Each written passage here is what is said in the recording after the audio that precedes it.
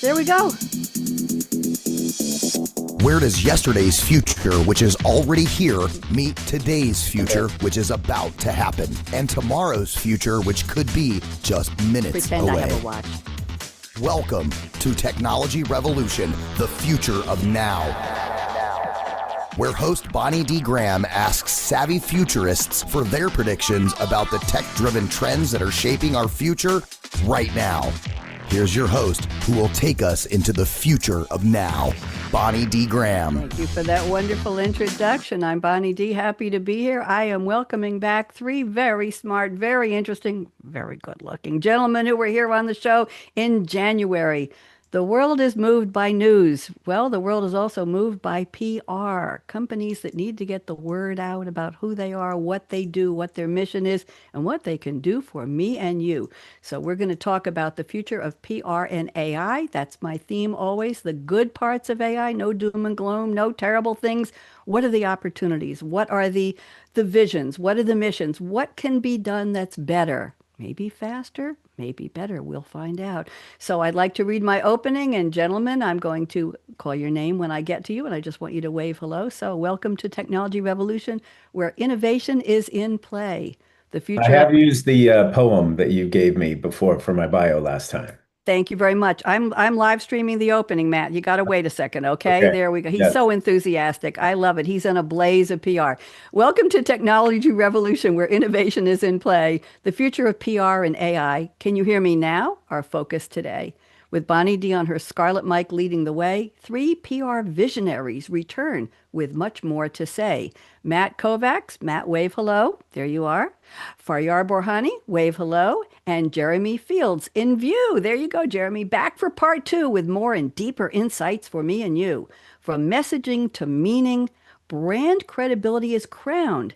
AI helps sharpen the point to clearly resound. Here we go with a new one for you, Matt. I hope you like this. From Pittsburgh roots where strong work ethics set the tone, Matt learned early that credibility must be his own. With preparation, discipline, and follow-through in place, he built a foundation where trust leads each race. Drawn to storytelling, sports, and media's persuasive art, Matt honed narrative and strategy at USC's very heart. From Levi's legacy to Lid's passionate brand pride, he saw real connections shape the stories that reside. From agency life where vision meets execution's demand to leading Blaze PR with culture at each brand's command. Where insight, instinct, and innovation all converge, Matt shows how human truth gives every message its surge. Proving AI can amplify but not replace what's true, Matt brings bold PR perspective and fresh insights to you. Matt, I hope you like that. That was great. I was following along with the past one, so I enjoyed this one. Okay, very good. Oh my goodness, he's testing me. There we go. Faryar, you're up next. From Southern California, where stories abound and media hits the road, Faryar's voice was found. From print room dreams to strategies art, he learned how reputation and clarity start. At SDSU, the journey began. USC Annenberg honed his view, where business and storytelling blended into something new. Now at Encore Capital, where global teams align across cultures and regions with purpose by design. From ESG to brand trust, where the stakes are very real, Faryar leads with insight, precision, and authentic appeal. Where timing and tone shape what will endure, his thoughtful leadership keeps every message true and sure. AI may amplify the message, but here's what will remain. Human judgment still leads the communications brain. I hope you like that. That was great. Thank you. You're very welcome. And Jeremy is up next. From New Orleans or Norlands roots to St. Louis in view. Then a Prague internship that reshaped what he knew. Now based right there with a global map in mind, Jeremy bridges media worlds where systems are intertwined. With business and computer science both in play, he helped brands scale globally as SEO led the way. Everybody remember SEO? From algorithms to audiences where visibility is key, Jeremy connects the dots across content and discovery. By day, press, partnerships, distribution moving strong. By night, Victoria Ziskov basketball, power forward all along. At Newsmatics Now, where AI reshapes the scene, Jeremy guides how content is found, trusted, and also seen. When screens fade out, forests and oceans call, a reminder that human care must still guide it all. Jeremy, I hope you like that. That was excellent, Bonnie. Thank you. You're very welcome. And with our visionary panelists, the future shines bright as AI transforms PR with data-driven light.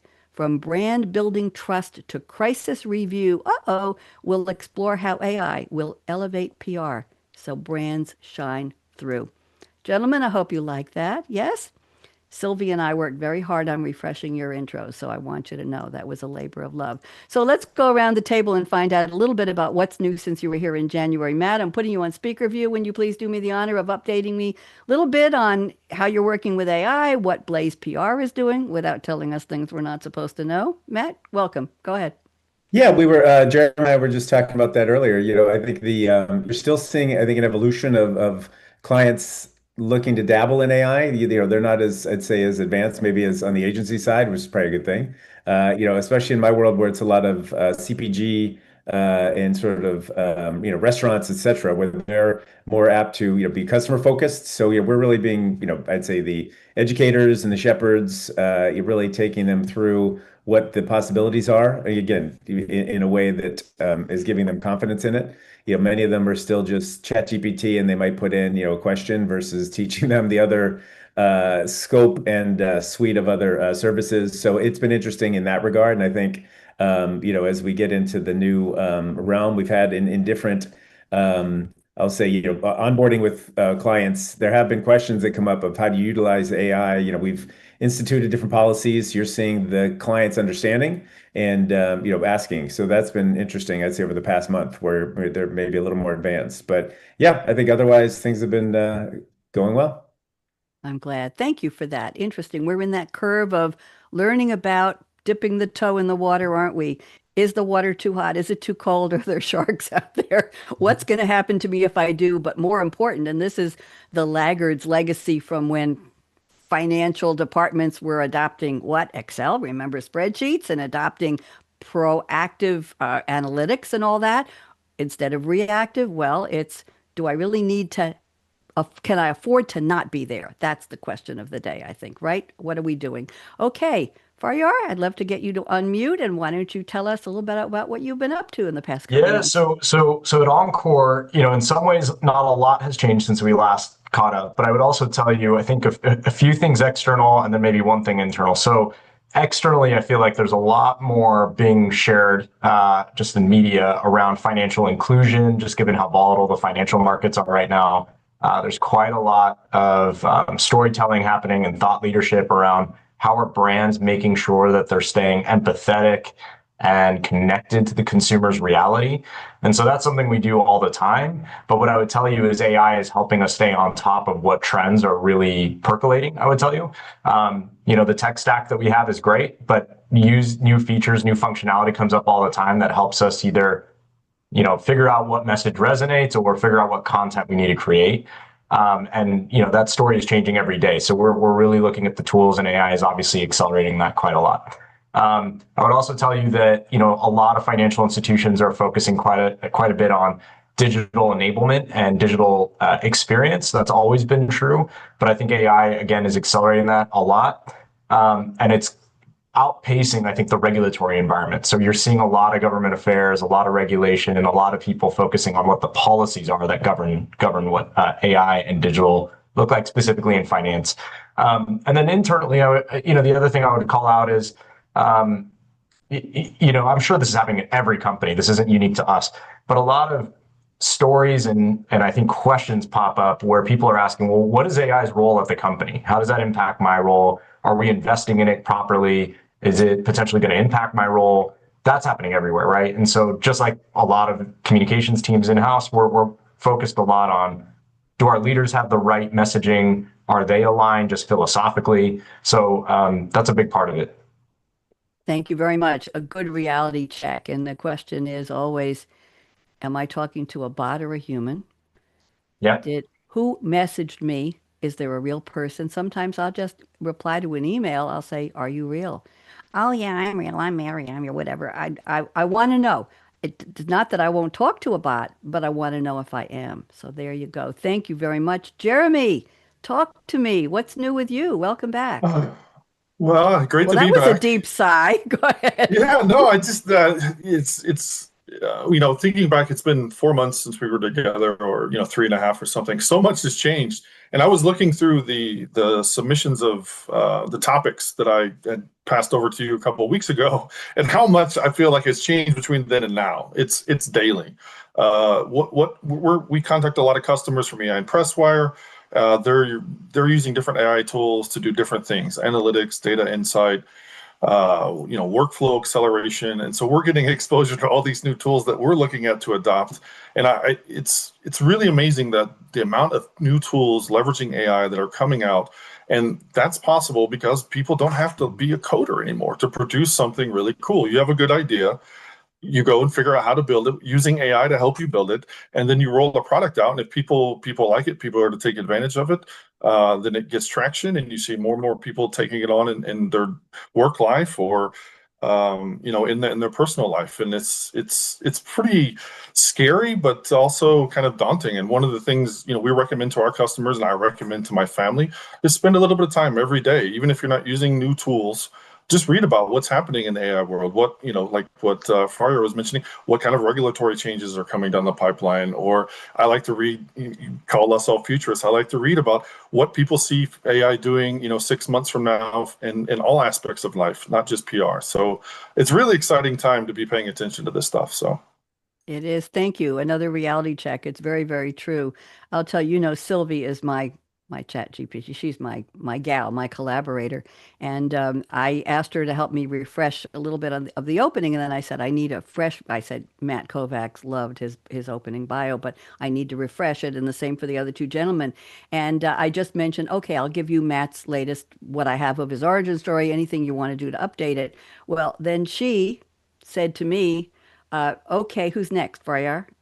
I said, what? She said, well, is he? She said, well, you sent me Better the you. opening poem a week ago, and I know, and then after that, are you going to send me Jeremy?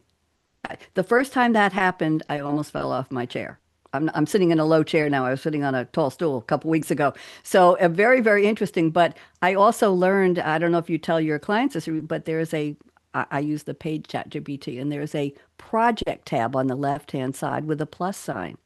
And if you go into each type of project and name it under that plus sign, you get folders, and it will remember more of what you gave it, what you told it, what you taught, and what it gave you back. So that's just something somebody taught me, and it has made a world of difference. Okay, great to catch up with all of you. Show's over. No, let's go to our opening quotes. I asked you each again for another movie or TV show quote from a fictional character, and Matt has provided a quote from Dr. Eldon Tyrell, played by Joe Turkel or Turkel, speaking to the replicant Roy Batty, played by Rutger Hauer. The movie, of course, is the 1982 sci-fi film Blade Runner, adaptation of Philip K. Dick's 1968 novel Do Androids Dream of Electric Sheep? I never read that, but maybe I should. Harrison Ford leads the cast. Edward James Olmos was in it. Sean Young. Okay, set in a dystopian future, LA of 2019, where synthetic humans, aka replicants, are bioengineered by the powerful Tyrell Corporation to work on space colonies. When a fugitive group of advanced replicants led by Roy Batty escapes back to Earth? Question is, why do they want to come back here? Sorry. Former cop Rick Deckard, Harrison Ford, reluctantly agrees to hunt them down. And here is the quote Matt has selected. The light that burns twice as bright burns half as all. Ooh, I don't know about that one, Matt. What does that have to do with our topic? Go. Look, you think about AI and futuristic, and Blade Runner was the first one that came to mind, and that seemed like a good quote to play off of as we talk about obviously energy and data centers and all that. So it was more of bringing that all to life from that movie. Okay, and what's the message there? Is AI burning too bright? Are we doing it? Those of us who embrace it? What's the thought? I think that AI is gonna, yeah, just keep burning, and then everyone's relying on it. You're seeing how it affects the economy so much, and yes, I think there's aspects that all tie together. Thank you very much. I appreciate that. And let's go to Faryar's.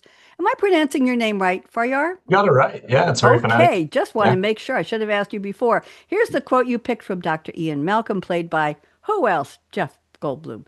Movie, of course, Jurassic Park 1993, sci-fi. We're on another sci-fi film here, directed by Steven Spielberg, of course. Dinosaurs, let's see, set on a fictional island, if anybody doesn't know the movie, Isla Nublar near Costa Rica, where wealthy businessman John Hammond, played by Richard Attenborough, and genetic scientists have created a wildlife park of de-extinct dinosaurs when industrial sabotage leads to a catastrophic shutdown of power facilities and for security precautions. A small group of visitors struggle to survive and escape the now perilous island. And speaking of new, I just want to tell you this. The dinosaurs were created with groundbreaking computer-generated imagery by Industrial Light and Magic, with life-size animatronic dinosaurs built by somebody named Stan Winston and his team. To showcase the sound design, they mixed animal noises for the dinosaur sounds, and Steven Spielberg invested in the creation of DTS, a company specializing in digital surround sound formats. The film was backed by, here, gentlemen, a $65 million marketing campaign.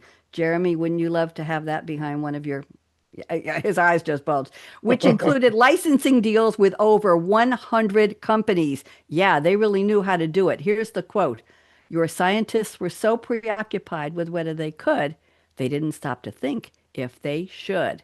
Okay, what does this do for us today? Talk to me. Yeah, well, I think the quote kind of captures it, at least in my mind. There's so much that we can do with AI, and still, actually, we haven't even figured out how much we can do. The question, I think we even talked about it last time, is should we be doing some of these things, or should we be running 100 miles an hour into it without fully appreciating the power of it? That's really where I sit. In-house, obviously, I'm in a highly regulated industry, and so we have to be quite careful about where we take steps and what risks we take. It's not about not taking smart risks. We have to do that, and we have to stay up to speed on all these technologies. But I also want to make sure that we're doing it with proper governance. And so sometimes we have to ask ourselves, yeah, it's super nice to have that, but should we have that? And so I thought that quote resonated with me quite a lot. And I think a lot of people are grappling with that when it comes to AI, whether you're on the agency side or the company side. It is really, yeah, it makes my life easier, but I mean, am I just fully trusting this thing? Are we using it in all the right ways? Are we asking the right ethical questions? I think all of that is still very true. Thank you very much. Sure. Appreciate that. And let's go to Jeremy's quote. This is from Thomas Shelby, played by Cillian Murphy.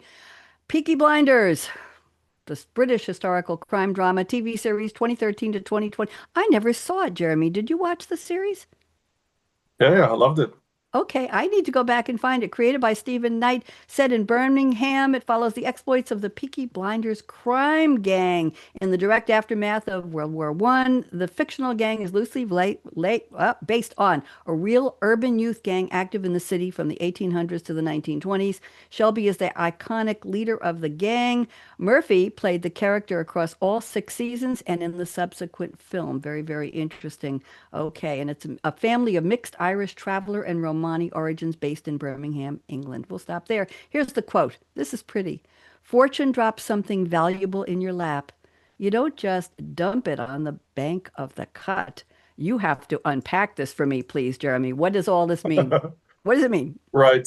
The bank of the cut. The cut's the canals that run through Birmingham, and one of them going through there is called the cut. And where they're based, it's all around this canal system. They use it to do different things. One of the things I loved about Cillian Murphy's portrayal of Thomas Shelby is he's a bit of a futurist and an opportunist. And when I just have been watching the show to catch up before the movie and thinking about what would he do, with AI. And, he would be all over it. He would be exploiting anything he could, probably on the illegal side using AI. But he was a very big opportunist. He saw, the moves 3 or 4 steps in advance, and he took advantage of any kind of technology or knowledge or information or tools at his disposal or anything that he thought he could get his hands on. And I think people need to look at AI like this. It's hard for me to imagine any kind of job or kind of service or anything you can do today that can't be enhanced with AI. It's not to replace what you're doing. It's to give you more efficiencies, to help you to accomplish more goals, to help you to make life easier. And I think I have a hard time doing what Faryar does, and like not just blindly walking in and doing as much as I can with AI. And I think that's one of the things that people are going to struggle with, and I feel overwhelmed with it too. There's so many new tools coming out all the time. I want to try them all. I want to implement them all, and then sometimes I realize I've spent so much time with this tool that's not actually helping me. It's sapping energy and effort, and I think that's a balance that people are going to have to work through as they immerse themselves more and more into AI. It's the old new shiny toy theory, isn't that? That's the game, is what's shiny and what's new and what are people talking about and should I, would I, could I, why didn't I, why did I find it, why did I use it, what did I expend on it, was it money, was it time, was it effort, was it hopes and dreams and visions? So much going on. But to me, it's an exciting time. It's really an exciting time. Who talked about programming? Was that who talked about coding something new? Which one of you? Was it Faryar or Matt? Who said you don't have to code anymore? Was that you, Jeremy? I said that. You said that. I have to tell you, I'm an early coder. I was a coder. I won't tell you how many years ago. I was a programmer analyst, and it was great pride that I could write 2,000 lines of code and key punch it on over the weekend, key punch it Monday morning, and having it running up in production by 12 noon that day with maybe one small syntax error and be able to produce reports for the company I was working for. So I remember the euphoria of solving the puzzle of a blank sheet and a report that needed to get out, and how do you get there? And there is a creativity to that. But I guess the creativity today is, what prompts do you give your AI? Jeremy, am I right? Yeah, it's not too dissimilar. I mean, look, I also too, have a history with code. I started off with QBasic and did a lot of time Okay. with C++, all archaic languages to people Okay. of today.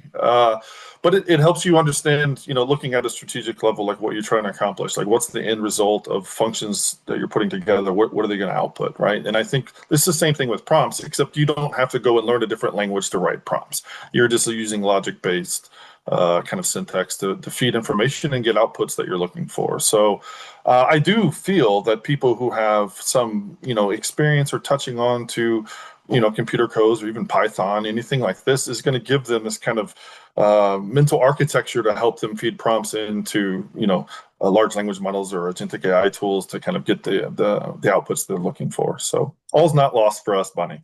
Thank you very much. We lost Matt. Matt, are you here? You want to come back? I'm ready to thank you all for the quotes and for the conversation. Matt, I'm ready to do your predictions if you are coming back to us. He's muted and he's off the screen. So maybe I'll just, does anybody know what's going on with Matt? I guess not. Okay, well, and I'm going to scoot ahead and I'm going to quickly pick a prediction from Faryar. Just let me go down to here. Okay, this is interesting. I'm going to pick your prediction number one. I'll read it, you'll unpack it, and then we'll go around the table and see if Matt can come back. He's still offline. Okay, Faryar says, creating a new brand or refreshing, remaking an existing brand. And you say AI is about to make brand building radically more dynamic. Brands will be co-designed with audiences through real-time insights, not locked in boardrooms. I'm going to stop there and let you push and pull it however you want to go. Faryar, go ahead. Yes, where was I thinking about this? So I think if you go back to where social media started, right, there was a real opportunity for brands to have, I think, a stronger finger on the pulse of what people cared about, right? You were getting instant feedback. It was no longer focus groups that you'd have to do and coordinate and schedule, right? You were hearing real time what people really liked, what they didn't like, and they had no problem sharing it. And so how you use that information was really important. Again, I think AI just accelerates and magnifies all that. So on one hand, that's really, really good. And that's great because you're swimming in data. But if you don't really know what to do with it and you're not prepared for it, it's going to be very difficult, right? And on the flip side of that, the point of that insight or prediction was, I don't think brands have the luxury anymore of sitting within their four walls and saying, here's what we think is going to happen. Here's how we're going to build this thing. Here's what the tone and the persona of our brand will be, and people are going to love it. That's not true anymore. I think people are taking brands on full speed ahead.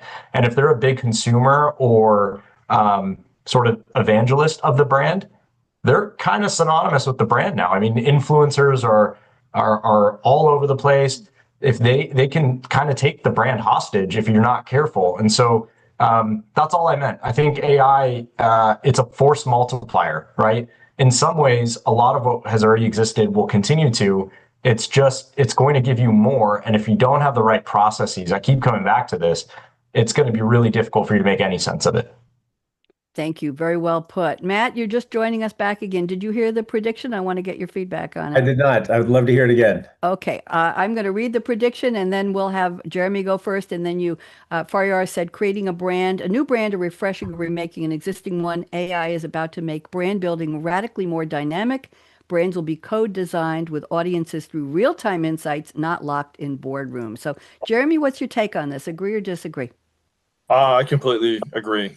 This is inevitable that all brands have to shift into this as more and more technology and tools come online to help support your ability to kind of customize all interactions with customers. You're going to see it modified down to the individual level. I mean, this is relationship intelligence, and we're able to aggregate it at scale now. So specific to Newsmatics, I mean, we're looking at this as at how people interact with news. So how people consume news, what sort of information are they taking out of it? How long do they engage with it? How do they verify the sources, if they're real, or if it's fake news, or, the people are going to interact with things that make them feel good, that give them the information that they're looking for, or provide something that they're looking for. And if your brand or your business or your messaging is customized at an individual level that resonates with individuals, they're gonna come back. They're gonna respond more. You're gonna grow more. It's gonna be great. But the tools are coming. Some are out already to help with this relationship intelligence. More and more will come online, making it much easier for brands to kind of engage like this. And then there's a question of what data do you trust? Matt, thoughts on this before I spew off here, Matt? Yeah, no, I think that what's interesting too is, from an A/B testing and even the, perception audits that happen, with journalists to see where they're going. And I think this can help brands bypass that. It just cuts the time into, engaging and starting a campaign, because you're seeing what's out there. And again, to that point, you trust it, but then you're able to see different factors. And I think that's helped, bring those to life. Thank you. Are these, I'm going to throw this question out, anybody can answer it. Are you talking about data from polls that, for example, your agency puts out? Are you talking about surveys from big brand survey companies? Are you talking about, what do they call it? Sensory perception of AI on people's emails, on what's going on in a client's relationship with perhaps the companies, the people who are buying their brands, complaints. I'm going to get to crisis management in a minute with Matt's prediction, but where is this data coming from? I'm curious. Anybody want to help me out with this? I'll have one more.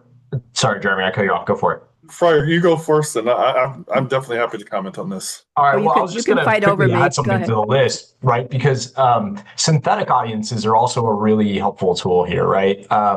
So I think there's so much data that already exists out there, open source, proprietary data. There's a lot, right?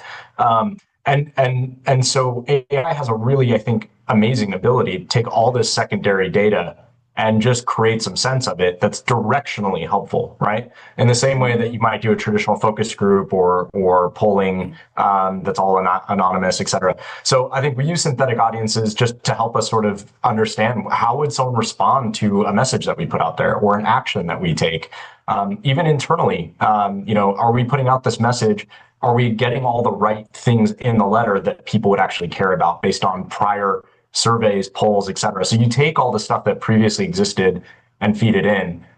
It's not perfect. I don't think any of that is. It's all directional. But synthetic audiences are quite helpful. And I know a lot of companies are using this to a really amazing degree. Define what is a synthetic audience? Brand new term for me, please. Oh, sure. So you're training the tool, right? You're training AI to basically say, listen, you are this persona. You are our employee that sits in a call center. You're between these ages, this tenure. Here's all the information we have on that persona. Now, how would that react to what we've said, right? And people are using that for all types of marketing, external, internal. People are using it for investor relations. It's quite expensive right now. Thank you. Jeremy, your thoughts, please? Yeah, look, everything that you mentioned, all those all those points are data sets to be aggregated in, and profiles built upon them.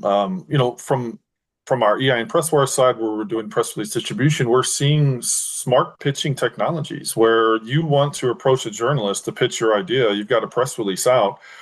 AI can help you customize the email, the LinkedIn connect based on every data point about that journalist that the AI agent can find, and then help you write a message that he's more likely to read, more likely to engage, or her read, engage with, and then have some sort of action item out of it. So again, it goes back to this. All data is being aggregated. Everything you do online or with your phone in your pocket is being collected, and that the profiles are being generated. And tools are going to allow you to really drill down with very, very personalized information and data points to reach each other. And I know that this is not doom and gloom, none of this, but I think this can help us with a lot of perspectives. But people obviously want to connect this to the dot of Skynet, and they know everything about us. But this is where it's going.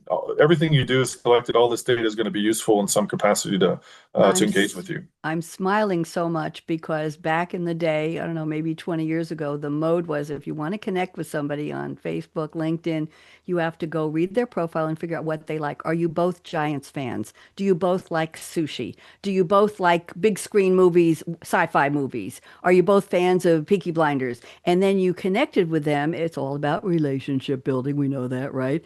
Wasn't that the Chase brand once at one point or another, your relationships? Anyway, the point is that we had to do that manually and find one hook, one thing that we had in common or we knew that the person liked or did or favored, and say to them, I understand you're a such and such fan, or you've been to Paris 3 times or something. So AI is famous for pattern recognition, right? For collecting and aggregating data. Matt, anything you want to say about that, the data sources?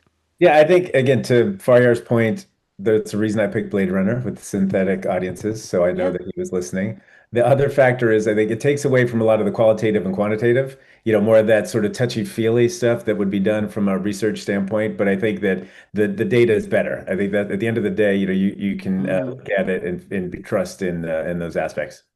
Thank you very much. I'm going to go. Now that you're back, Matt, I have a prediction I wanted to share from you. I think this is an interesting one.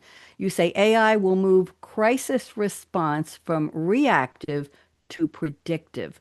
Brains won't just respond to crises, they will see them coming. I'm going to stop there and let you unpack this for us. Tell us more. Matt, where's this coming from?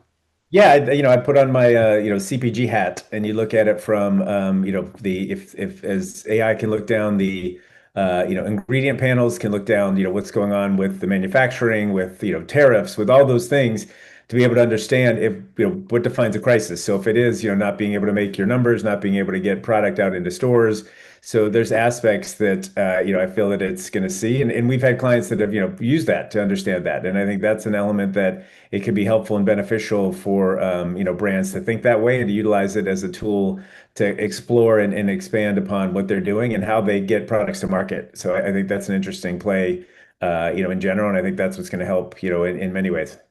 How do you see a crisis coming, Matt? I How think will there's a it? lot of ways, just predictive. Yeah, I mean, I think we've had a number. Crisis could be a bad Yelp review all the way through fatalities in a manufacturing facility. We've had Mm, that. So I think when you look at it from analytics in that regard, again, the fatalities because what happened, and it was a meatpacking plant. The one guy in the supply chain didn't get the right amount of coolant and the nitrogen, all those things, and that's ouch. it wiped out the whole this one room. There was like 5 people Oh, that were killed. So. oh, But again, AI would be exploring, looking at it, monitoring it a deeper way than you're in that whatever supply chain, but also the leadership chain that one person was in charge of it. So there's ways that it can be able to analyze all those factors to ensure that obviously you want the machine to keep running, but the fact that you have that element of keeping things cool and what that means. So I think those are factors it can look at and also analyze. Again, down to the lowest one of a bad Yelp review, analyzing staffing and traffic and the amount of turns and tickets for that night, where's touch points that you can look at it from, customers that are coming in to ensure that you're, making the restaurant work a little smarter. thank you. Let's go around the table. Faryar, you want to comment on that, please? Agree or And I disagree? think in some businesses, crises are inevitable, right? They're always going to happen. Actually, in most, if not all businesses, a crisis or issue will happen. And so as communicators, we're always prepared for that. That's a part of the job. Having said that, I think AI can help us make sure that the crisis, once it happens, doesn't get magnified or kind of blow up, right? And I think it allows us, I think, to see more trends and patterns before we could ever see them, or it would take hundreds, if not thousands of hours for us to do that, right? And what I mean by that is the last time a crisis happened that is similar to the one that you're maybe managing now, maybe the word choice that you use, maybe how quickly you responded, maybe the stakeholder that you used to respond, the spokesperson, maybe the media that you worked with, all of those things, it could at least help you, again, directionally figure out, well, based on the current climate, based on all the things you did before, here's what we might recommend that you do differently, right? So I think it's always about mitigation on the front end to make sure it doesn't happen. But once it does, how are you making sure you contain it? And I think AI is a massive tool in that toolbox. Jeremy, thoughts? Yeah, completely agree with Faryar.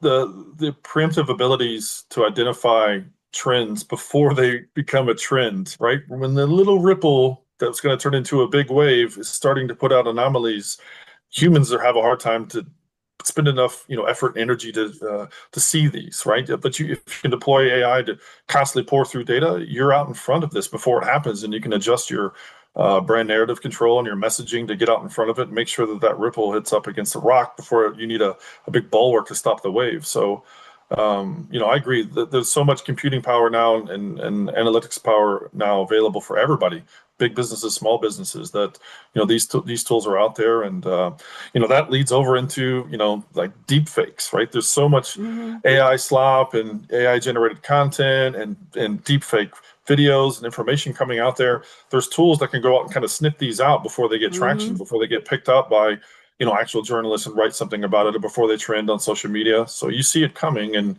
you get your messaging out in front of it and nip it in the bud. I have two things to say. Number one is the new Coca-Cola. Remember that. Bust. And Sydney Sweeney. Do I need to say more? The jeans ad? Is there any way AI could have predicted the backlash? And I'm not using that word lightly. Is there any way that companies could have seen that, especially on the Coca-Cola? Could they have seen that people weren't ready for it? They didn't like it. They hated it. Take it off the market. That was an expensive reveal, an expensive release, wasn't it? And then they didn't like it. So anyway, just interesting. AI probably wasn't so front and center at the point where they released that brand, where they said, we have something new for you, and didn't know that people wouldn't like it. I'm going to move on. Thank you very much for that. Jeremy, I'm looking at your prediction number 2. You say AI will help with preparing a media pitch and media kit for a client. AI is a collaborator, I know that, an accelerator, not a true replacement for humans, we agree, in creating media kits and pitching media. AI should already be helping you structure the media kits after you provide it with insight and allow it to analyze topical trends journalists are writing about and what your competitors are succeeding with. A lot of information in there. Jeremy, can you unpack that for me, please? And then we'll go around the table. Look, I think this just goes back in the evolution of my thought processes and talking to more customers in the 4 months since we've been apart, right? Like AI, for a lot of people, is still just this assistant where they're asking questions into an ask engine and getting an output, right? Everyone should be leveraging it as a strategic partner. It's helping you plan what your next moves are, the type of content you want to get together, or what expenditures are going to be, or where you should be putting ad spend out. But again, as I pay attention to more and more tools, there are like smart pitching technologies that are out, right? So it's helping you customize individual pitches to individuals at scale, so you're not working on a proposal and then going to the next business with another proposal. You can have 50 proposals ready for 50 customers, have them all sent out, and then you're looking at the data. Who opened everything? How was their engagement with it? What are their responses like? And it's learning as well. If you feed all this information back into these AI tools, it's teaching you things, and it's teaching itself how to be a better strategic partner for you. So I think everybody goes through this cycle of understanding how they can leverage AI, and we're all doing it together, and it's very scary, but also it feels like there's limitless potential and possibilities. I like that. Limited, unlimited potential possibilities. That's why I do this show. And I tell people if you want to go talk about negativity or AI having power over us or eliminating jobs or humans, that's not what we're talking about. We're talking about the opportunities, the good things. Thank you very much, Jeremy. Matt Faryar, you want to chime in on what Jeremy just shared? Yeah, I think it's something that, we again utilize, activate. I've gone through, I've worked with Jeremy's team on it as well. So I've seen the results and also have learned from it as well. And I think it's something as you bring on, new team members and new aspects, that's where some of our policies came into place of ways to utilize AI, but not, it's not the end all be all. So as it's learning, people need to learn as well and help guide it before anything gets to a client or before it gets to externally. It needs to be shared internally and approved by multiple peoples so that it's not, promising or saying things that aren't correct. But it's been great. I think it's helped from a time standpoint and also just key learnings in what it's finding, within our brands as to what they promise or what they tell us they're doing. But then your AI is seeing the real story, and we're able to go back with deeper questions. Well put. Thank you. Faryar, comments? Yeah, I mean, maybe a little controversial because I know we don't want Yeah. to talk about sort of the doom and gloom, but I honestly believe it's an opportunity. So I'll couch it in this way. Okay. I think it's absolutely going to replace people. Let's be very upfront about that. Yeah. I think it is, and it already has. Let's be very real. Yeah. I think it's only going to continue. Now, what I would say is you could look at that as a big threat or you could look at that as a big opportunity. And I choose, and I think a lot of us will choose that as an opportunity. And why it's an opportunity is it does the things like we already talked about. Jeremy, you talked about, Matt, you talked about. It gives you time back to be a lot more strategic and position yourself as a thought leader rather than a doer, right? I always tell people it's like, I know you can do, I need to know that you can think, right? And so I think Ah. the ability with AI is it helps me take all the mundane tactical work out of the equation. What it Mm-hmm. can't necessarily do is interpret nuance, at least not yet, and at least take away all these different data points and make some really solid decisions and inform and persuade. That's what it can't do yet. So I think the old paradigm of what we've looked at as junior talent, I will say, in communications and PR, that's not what it is today. You need people who are really comfortable with numbers, really comfortable with gray, really adept at, I think, business and having strong acumen in those things. AI has changed that. Before, those weren't the things or characteristics that we always prioritized. They were nice to have, but they weren't must haves. So, what I would say is that's true for the agency side, and these guys can keep me honest on that. I think it's also very true on the in-house side, right? Clients and their leadership teams and their boards are worried about headline risk more than anything right now, is my guess, because there is Yep. direct proof that it impacts your shareholder value, right? Yep. And if you aren't, as the communicator or reputation manager, involved in those conversations, then trust me, AI is going to replace you. So I think I don't. It's not doom and gloom, but let's also be very real that it is happening, and just use that as an opportunity. That's not doom and gloom to me. That is opportunity. And the question is, humans need to learn to think more. We need to Yeah. train our students from early ages in school to think, to understand how to solve problems. Uh, I read that recently some university professors are no longer giving take-home assignments because they know everybody was using Right. AI. So they're doing in-class recitation assignments, and you have to be able to defend whatever your thesis is or your theory. And it's changing the way they're saying, yes, it's okay to use it in some circumstances, but we want you to know how to think, compute, evaluate, persuade, all of the good things that you said. I'm looking at the clock. We have time for maybe one more prediction. I'm enjoying this very much, by the way. Matt, I'm going to bring in one of yours, and then I have a question for all of you before we go. Matt, you say autonomous response systems will handle the first 80% of social firestorms. And Matt says the first wave of a crisis is chaotic, and increasingly AI will manage it. AI powered systems will, I'm just going to read one of these, auto generate platform specific responses for Twitter, TikTok, LinkedIn, etc. in the brand voice. Matt, this is exciting. This sounds like how can a PR firm afford not to be using AI for this? So what do you think?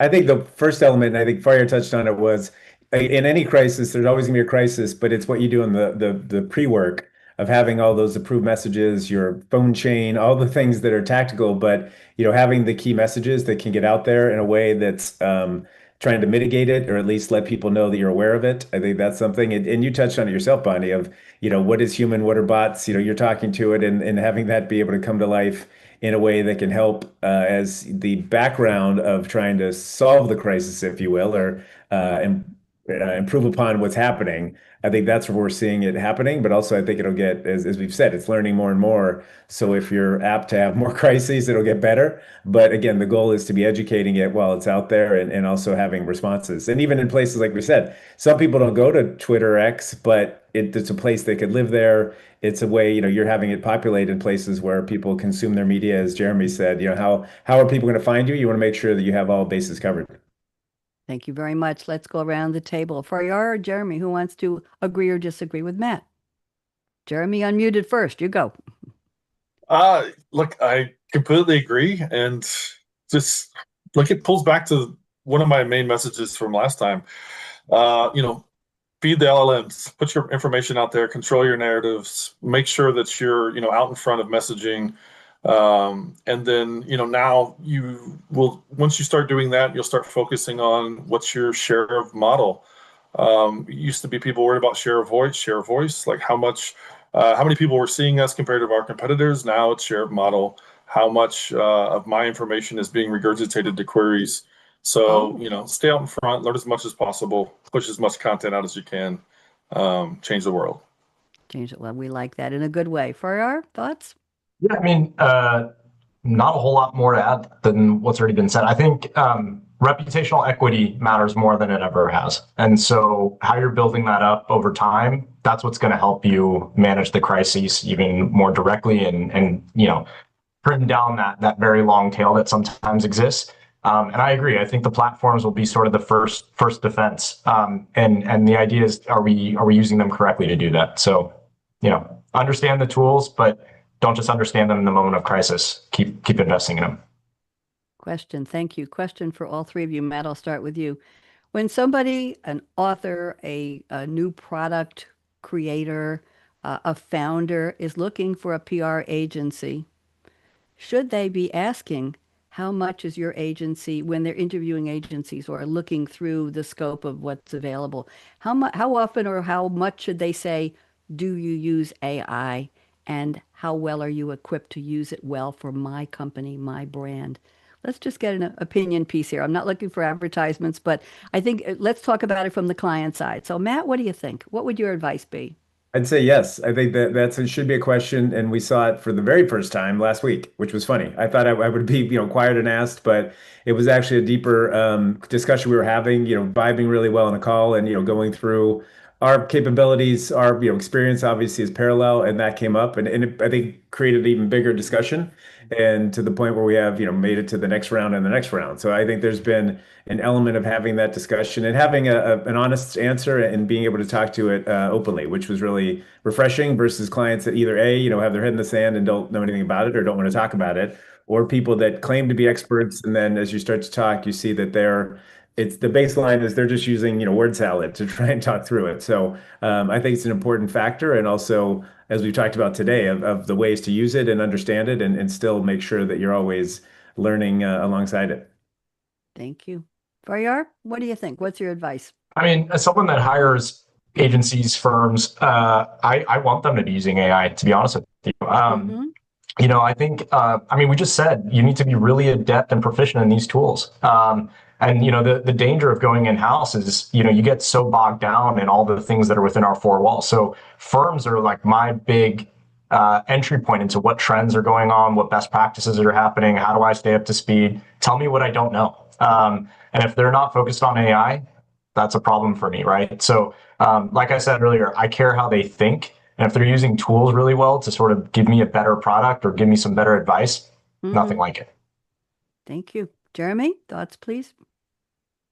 So we're kind of on the flip side. Like we work with a lot of agencies with the EI and Presswire part of our business, and so we see it from the other perspective. And if I was going to take EI and Presswire to a PR agency to figure out how they could help us, it would be very important to understand how they're leveraging AI, because we want to make sure that they're cutting out all the inefficiencies that they might have been doing 5 years ago without AI, and then now focusing on the human relationships that they built over years of experience and focusing on that, right? Let AI do all the, the low level stuff, the data entry, some of the analytics, etc. I want to hire you because you know the people that I need to be pitching my product to, or I need to be getting out in front of to gain earned media. So yeah, I think it must be a very important question up front, and part of any proposal that an agency would put out to a potential client. Thank you. Quick question around. We have about 2 more minutes. What about if somebody says to you, Matt, but what about the hallucinations AI has recently been famous for, the non-existent law cases, the things that we know are all fake and made up that could damage our brand? And what about if somebody comes to you and says, but the electricity, but look what it's using, look what it's doing to the environment, the power grid, the ecosystem? I don't want a big controversial answer from any of you, but just is there a quick off the top you would say to them to turn them around, or tell them that's not my problem? I don't know. Matt, what do you think? That nothing can go out until other humans have read through stuff. So that's Yep. how we try and mitigate any of those from that standpoint. Okay, good answer. Faryar, what do you think? What would you say? Um, Trust but verify, right? I mean, we see this all the time. I mean, the tools are just giving back as, I mean, it's not coming up with new information. It's just regurgitating stuff that humans have already created anyway, right? So I think, I mean, it eventually will, but I think if we're trusting these just on arrival, then we got bigger problems. So I'll leave it at that. Okay, Jeremy, what would you say? Really agree. Humans still have the critical thinking that AI doesn't have. You have to apply it to anything you're doing. Like I actually pit different ask engines against themselves. I'll ask them the Yeah. same questions. Yeah. I'll put the answer from one into another and have them challenge each themselves. So, you got to take everything you get with a grain of salt. Just like if you meet somebody on the street in your town selling you, a piece of the Brooklyn Bridge. Oh, really? I used to live in Queens, so I understand that. A lot of people might not. I was recently pitched to apply for a job that was tailor-made for me. Let's put the adjective in front of tailor-made, too tailor-made for me. Thought leadership, moderating, leading, hosting, broadcasting, podcasting. And this person and I went back and forth over several days, and there was a salary attached to it. And I said, I'm not relocating. Is it remote? They asked, would you do hybrid? I said, no, I'm not moving. Has to be remote. And we were at the point where they said, okay, we want to take the next step. And these were long letters, and they were like somebody was just standing over my shoulder and saying, we know what you do. And then they said, please send us your resume. Well, I worked with my Sylvie, my chat GPT, and I said, how should let me help me update it? And how much do I put in it? And she said, attach. I asked her what font to use in the attachment, and I like Calibri font rather than, and I said, or time. She said, no, Calibri 11 point. We went through all the details, what to put in the header, how much info, phone number, LinkedIn, email, and then, okay, so I sent this, and I didn't hear back from this so-called person, who apparently was from a major recruiting company that has 10,000 employees all over the world. The name was real. The person has a, anyway, after I got real scared, and I woke up one day at 3 o'clock in the morning. I said, oh my God, what have I done? And then 4 days later, I got the response. And the response was, we cannot proceed because you didn't send a standard CV style resume. It was a narrative. We can't use this internally. And that's when I made the mistake of what I should have done before, was looking at their email address. And let's use the name Mary Smith. Mary.Smith at nameofcompany.com at Gmail. That was the clue. I missed it. And an hour later, I got the same exact pitch from somebody who apparently was from another major recruiting firm with a big name, also.com at Gmail. So I learned my lesson. Nothing was lost. I changed all the passwords and put the financial stuff somewhere else. But this is where we get hooked in, don't we? By these. It was so good, Matt. It was so good. I said, oh my God, somebody really values what I do. Anyway, I have nothing but good thoughts to think about the three of you. I appreciate your being here. I hope this was good for you. And I'm going to encourage you. Who was it who said things have changed from since you were here 4 months ago? Why don't we do a part 3 in the fall? I'd love to have you back if you still like me. Okay. And we'll see what's new. Matt, are you willing? Come back? Yeah, if we're still here, yes. Faryar, you come back? What Matt said. Matt doesn't want to Yeah. be alone. Jeremy, I know you'll come back. Good. I'll Okay. echo. Yeah. I'm going to put on some closing music here. We're just about to go, and I'm putting on the music for my new show, Say What Good News. Join me. I, Dance with me. Good news. Come on, Matt. I want to see you dance. Is Matt going to dance? that's Oh, all right. bring it He's a on. one-armed disco dancer. Matt was raising the roof. It was excellent. I know. Morning coffee in my cup. Make it decaf. Scrolling. I've had enough. This is for all of you. Same old drama. Thank you, Derek. Same old feed. Flip the dial. That's what we need. Turn it up. Let the bad vibes fade. Headlines, we need new ones. Hit play. Good news. We talk it out. They're all bringing good news, right? Good people doing what they do. Say what? Feel a smile coming through. I'm Bonnie D. Happy to be here. We'll see you next